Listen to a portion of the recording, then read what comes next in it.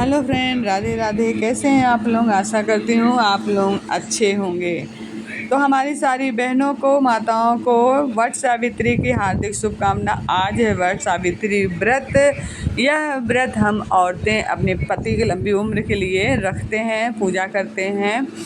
और आज वट सावित्री व्रत है तो मैंने जल्दी जल्दी सुबह उठा और पूजा की तैयारी की और स्नान करके पूजा का सारा सामान इकट्ठा किया और तैयार हो गई। आज के दिन तो 16 श्रृंगार करना रहता है, तो मैंने खूब अच्छे से अपना तैयारी किया और खूब वस्त्र और मंगलसूत्र, सिंदूर, आलता, मेहंदी, जितनी चीज़ें होती हैं सुहाग की सबको मैंने लगा लिया, पहन लिया और रेडी हो गई। और रेडी होकर मैं अपने सामान के साथ, पूजा के सामान के साथ मंदिर आ गई हूँ। मंदिर है मतलब कि वट वृक्ष के नीचे, यहाँ वट वृक्ष के पास माता रानी का एक मंदिर भी है, दुर्गा मैया का छोटा सा मंदिर भी है। उसी के पास मुझे पूजा करना है। तो जैसा कि आप देख रहे हैं कि बहुत भीड़ है। आज के दिन तो सारी माताएं पूजा पाठ करती हैं, अपने पति की लंबी उम्र के लिए यह व्रत रखती हैं। तो सभी लोग यहाँ पे पूजा करने आए हैं। तो देखिए वट वृक्ष है, महाराज जी हैं और इनके पास इनकी पूजा करने के लिए बहुत सारी माताएं, बहनें हमारी आई हुई हैं। तो देखिए सभी लोग परिक्रमा कर रहे हैं, कोई पूजा कर रहा है, जो जैसे आता जा रहा है पूजा करता। तो मैं भी अपना सामान लेकर आ गई हूँ और पूजा कर रही हूँ।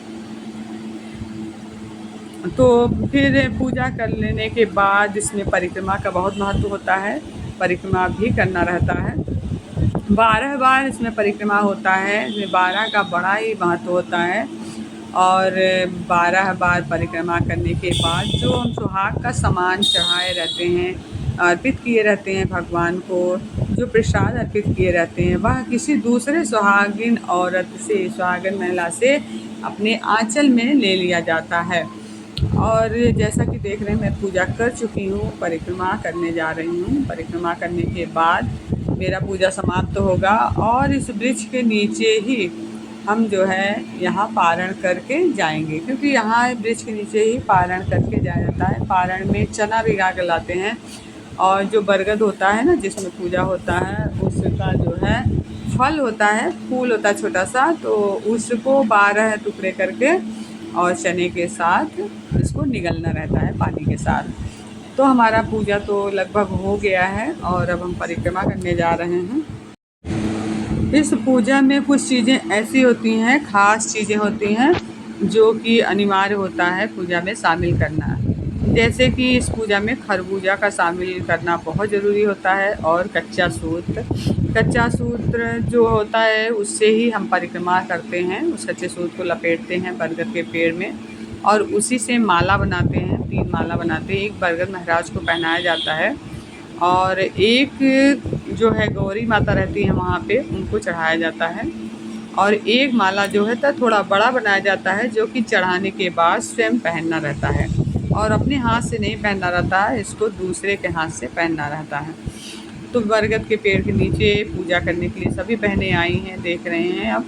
और इसमें पंखे का भी बहुत महत्व होता है। पंखा जो कि हवा झाला जाता है, बरगद महाराज को हवा दिया जाता है। गर्मी का दिन होता है, जेठ का महीना होता है, तो बहुत गर्मी लगती है। तो जल फूल तो अर्पित करते हैं, उनकी सेवा करते हैं, उनके पैर दबाते हैं, चरण दबाते हैं बरगद महाराज के, और पंखा से हवा झलते हैं, हवा देते हैं उनको, ताकि उनको ठंडा लगे। इसी में माता सावित्री और ब्रह्मा विष्णु महेश विराजमान होते हैं बरगद के पेड़ में, और उन्हीं की हम पूजा करते हैं।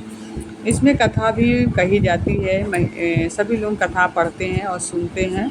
सत्यवान और सावित्री की कथा सभी लोग जानते हैं। सत्यवान और सावित्री, कैसे माता सावित्री ने सत्यवान अपने पति सत्यवान के प्राण को यमराज से छीन कर ले आई थी वापस, जो कि नामुमकिन है। एक बार इंसान मर जाता है तो वापस कभी नहीं आता, लेकिन माता सावित्री ने यह कर दिखाया।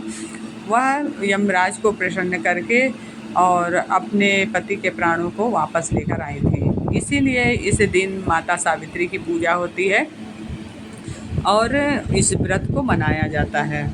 तो पूजा मेरा हो गया और मैं परिक्रमा करने लगी, और 12 बार जब मेरा परिक्रमा कंप्लीट होगा, पूरा होगा, तो मैं पंखा झलूँगी, बरगद महाराज को और देखिए बहुत मतलब कि भीड़ तो बहुत रहती है। और आज सिर्फ एक पेड़ के नीचे नहीं, बरगद के जितने भी पेड़ होते हैं सब जगह हम देख रहे हैं कि हर जगह भीड़ लगी हुई है, क्योंकि सारी माताएं इस व्रत को करती हैं और सभी बहनें इस व्रत को रखती हैं।